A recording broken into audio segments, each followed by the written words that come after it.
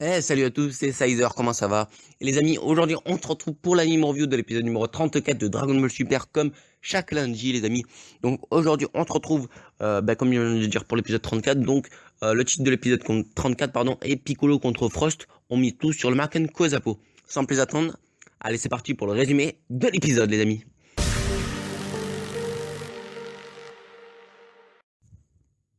L'épisode reprend suite à la défaite de Sangoku. Frost vient lui dire merci pour le combat qu'il a livré face à lui. Le prochain combat oppose donc Piccolo face à Frost. Frost, d'entrée de jeu, a peu l'avantage. Piccolo, d'entrée de jeu, prépare un Makan Kozapo. Ensuite, Piccolo se fait toucher à la jambe, mais ça ne l'empêche pas de riposter avec des techniques telles que le clonage ou encore se servir de son bras pour l'empêcher de bouger. Frost avait quand même l'usage de ses mains, et donc de son aiguille qui se trouvait sur sa main. Il fait subir pareil ce qu'il a fait à Goku. Frost mit KO Piccolo, il est déclaré vainqueur. Mais Jaco a vu la tricherie de Frost, donc Piccolo fut vainqueur, mais Vegeta intervient et veut se débarrasser de Frost. Il prend donc le relais à la place de Piccolo et le remplaça. Puis fit perdre Piccolo, donc voilà. Voilà, maintenant passons au scénario de l'épisode. C'est parti les amis.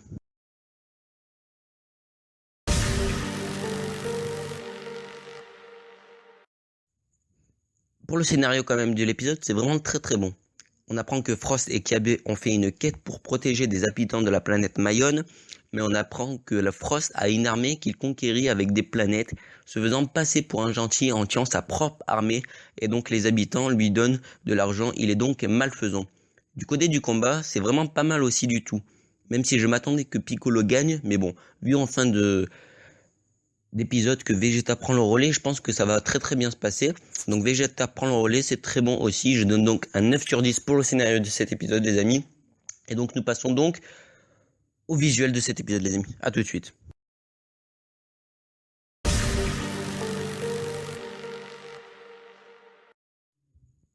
Donc pour les visuels de cet épisode, très peu de choses à dire.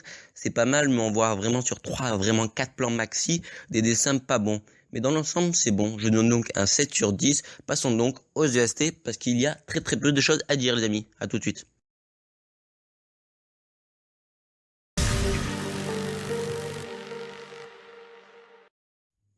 Pour les ESC de cet épisode, c'est vraiment pas très très très bon pour ma part. J'ai trouvé qu'ils mettent pas assez d'OST dans cet épisode et justement qu'ils sont pas vraiment placés au bon moment. Il y a quand même très peu d'OST qui sont placés au bon moment, mais je sais pas si vous voyez ce que je veux dire, mais ils nous remettent des OST encore d'avant. Alors qu'on a vu bien évidemment qu'il avait 80 OST et je pense qu'il varie pas assez dans les épisodes. Donc je trouve que les ST c'est vraiment très important parce que justement ça fait plaisir d'écouter ça pendant les combats et voilà. Donc voilà. Pour les ST de ces épisodes cet épisode j'ai vraiment du mal à parler décidément. Je ne mets donc un 6 sur 10 les amis. Nous passons donc à la preview de l'épisode numéro 35.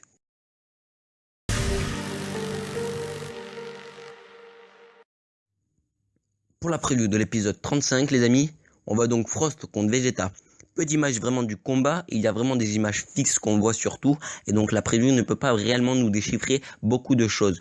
On voit donc aussi le venin couler de la main de Frost, peut-être qu'il n'y en a plus dans sa main, donc voilà, il ne pourra peut-être plus l'utiliser. On voit donc aussi Vegeta se transformer en Super Saiyan 1 et j'espère justement que il va bien le gagner et il va le défoncer parce qu'on a su que Frost avait une armée et qui simplement il conquérissait des planètes et pour se faire passer pour un gentil, il combattait sa propre armée pour ceux qui n'ont pas compris vraiment ce que j'ai dit tout à l'heure dans le scénario.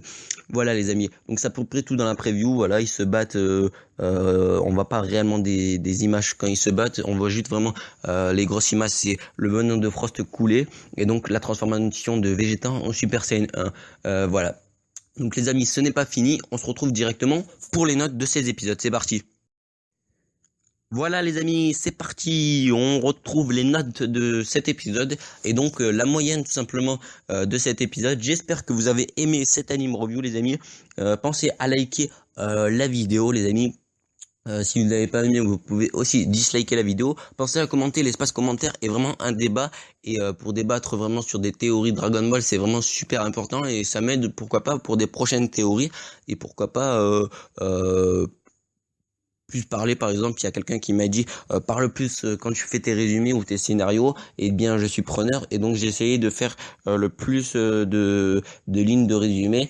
Et je vous garantis que si vous, justement vous voulez plus de lignes de résumé, que j'explique beaucoup plus de choses dans ces anime reviews, j'expliquerai. Voilà, donc une petite information en fin de vidéo, les amis.